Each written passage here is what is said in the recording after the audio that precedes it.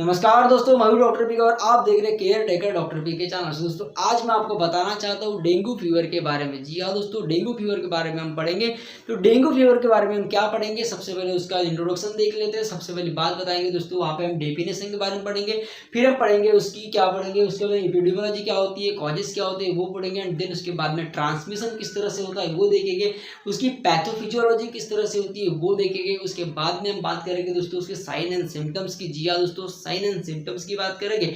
उसमें हम बताएंगे कि प्लेटलेट्स का काउंट भी क्यों डेंगू में कम होता है, वो भी उसका एक रीजन बताएंगे हम। एंड उसके बाद में डायग्नोसिस की बात करेंगे, डायग्नोसिस पढ़ेंगे। एंड देन लास्ट में हम बात करेंगे दोस्तों ट्रीटमेंट एंड मैनेजमेंट की। जी हाँ दोस्तों, ट्रीटमेंट और मैनेजमेंट डेंगू में किस तरह से किया जाएगा उसके बारे में भी आपको बताएंगे दोस्तों। थैंक यू दोस्तों।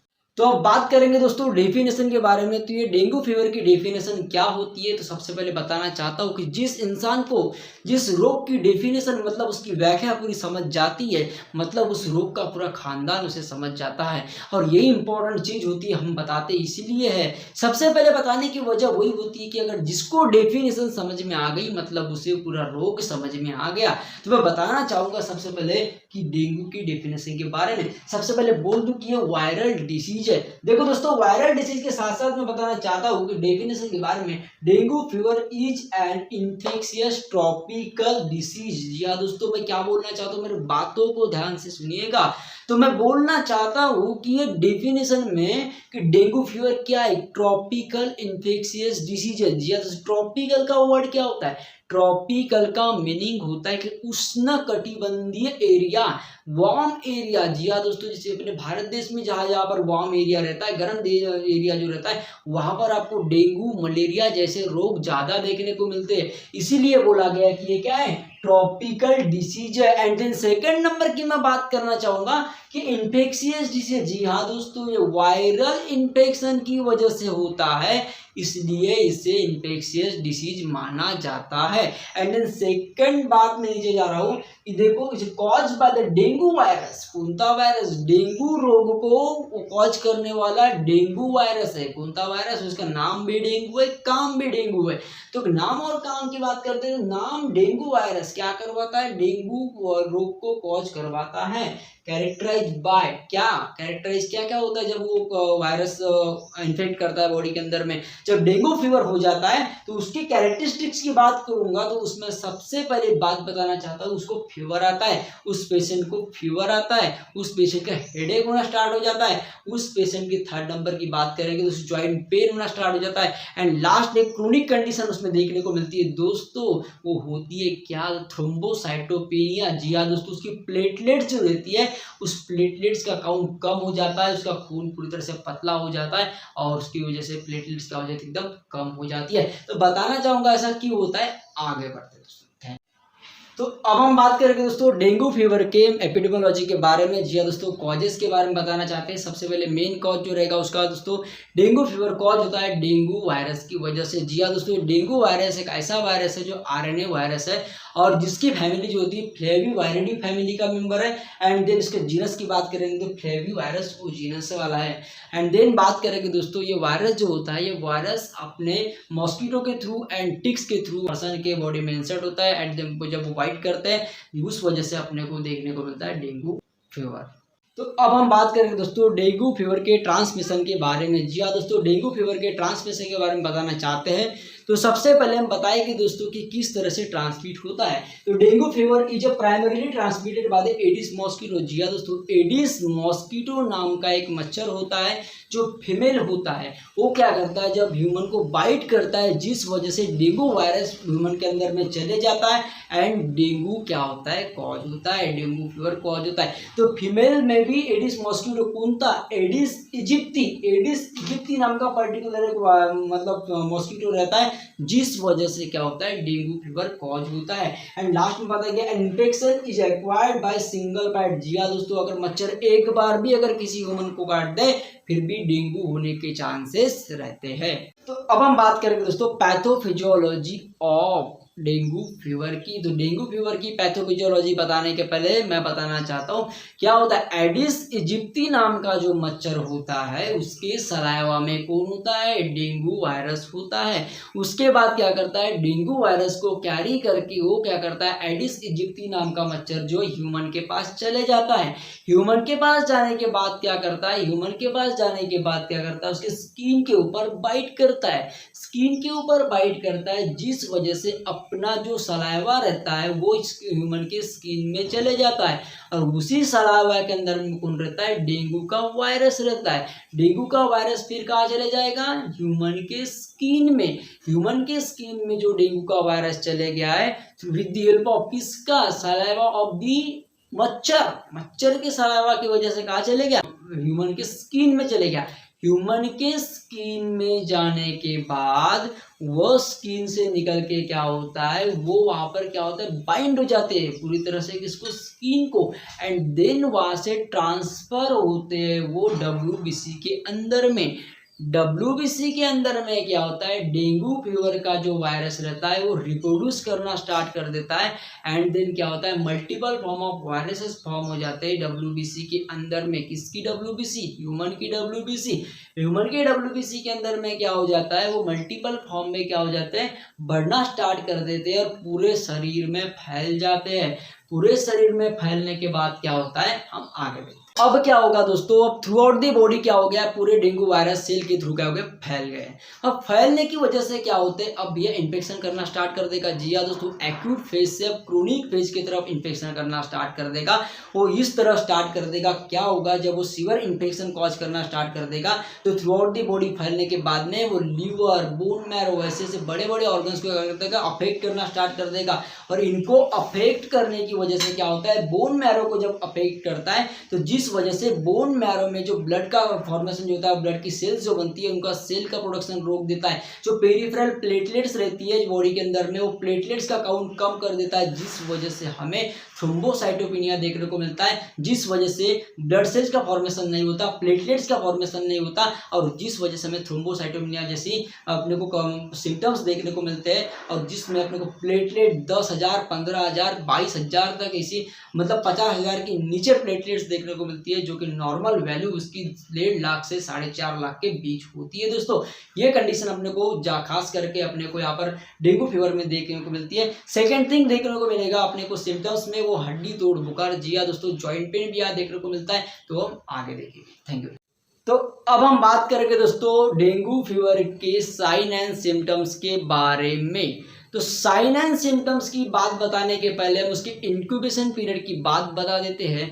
इंक्यूबेशन पीरियड मतलब ऐसा पीरियड होता है दोस्तों जो क्या करता है, जिस दिन वो मॉस्किटो ने ह्यूमन को बाइट किया उस दिन से लेकर तो जितने दिन बाद वो बाइट करने की वजह से साइन एंड सिम्टम्स उसके बॉडी के अंदर में, ह्यूमन के बॉडी के अंदर में शो होते हैं, वो जो दिन होते हैं बाइट करने से लेकर तो साइन एंड सिम्टम्स शो होने तक के दिन, उन्हें ही कहा जाता है इंक्यूबेशन पीरियड। तो पीरियड की बात बताना चाहूँगा तो डेंगू फीवर का जो पीरियड होता है ये 5 से 7 दिन का होता है।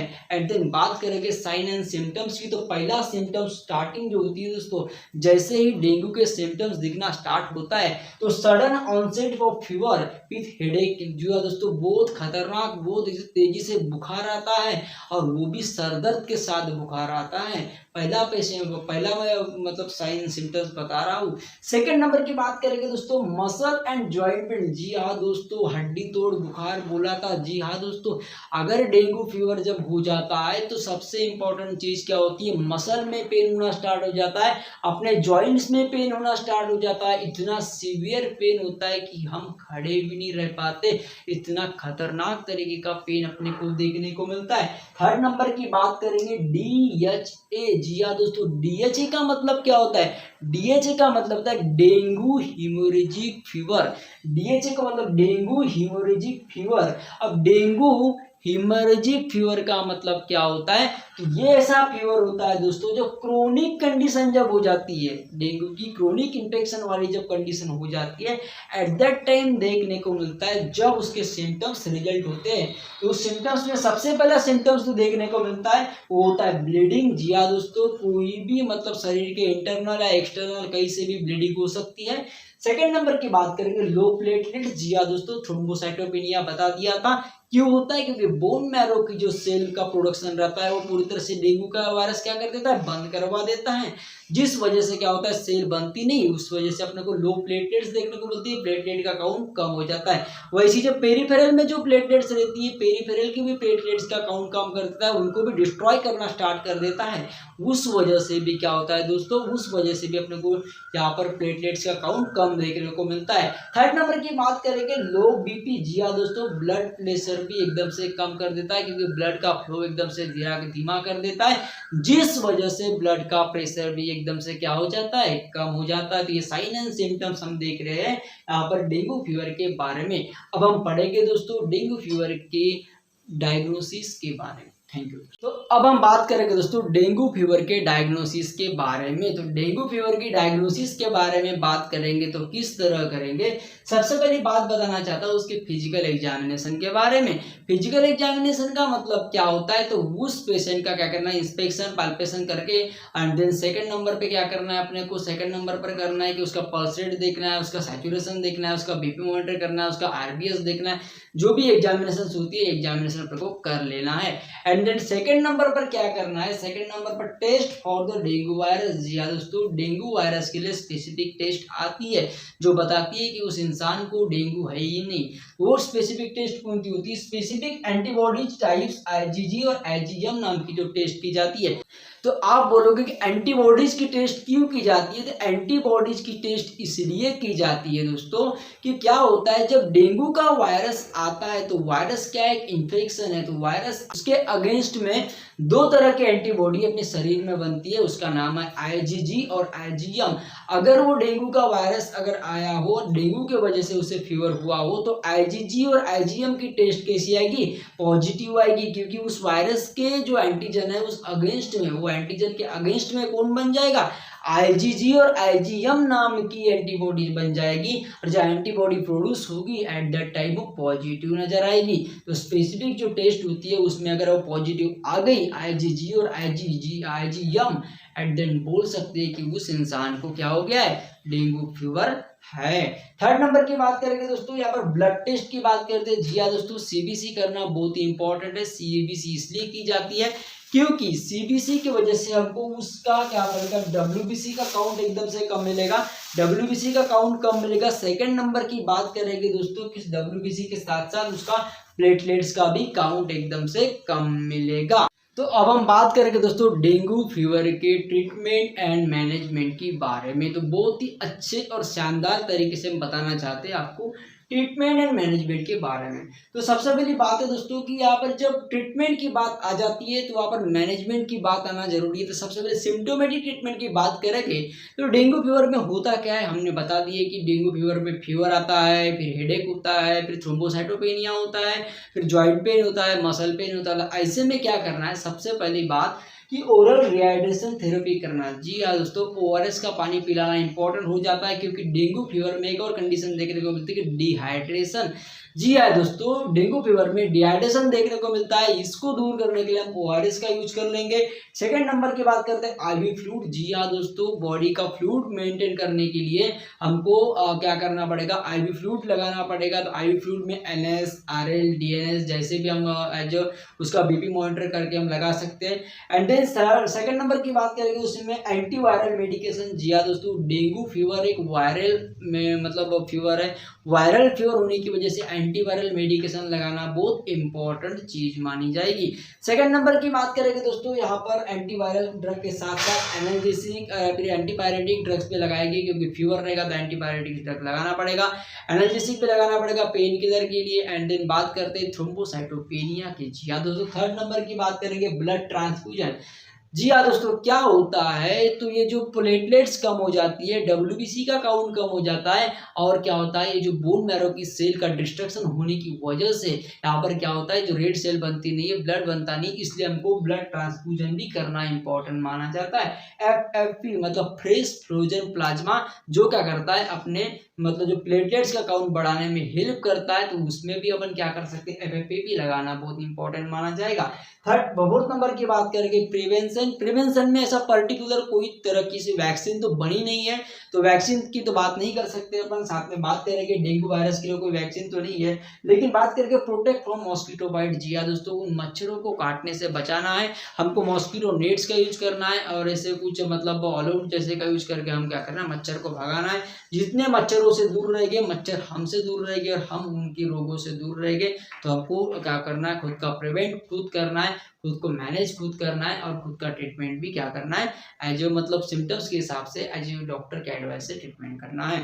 इस तरह से हमने डेंगू वायरस की मतलब डेंगू फीवर के बारे में पूरी तरह से बता दिया है। तो हमारे वीडियो को लाइक कीजिए, शेयर कीजिए, सब्सक्राइब कीजिए, पूरा देखिए और हमारे ज्ञान को आत्मसात कीजिए। हम जो ज्ञान देते हैं गलत नहीं होता, जो गलत होता है वो ज्ञान नहीं होता। थैंक यू दोस्तों।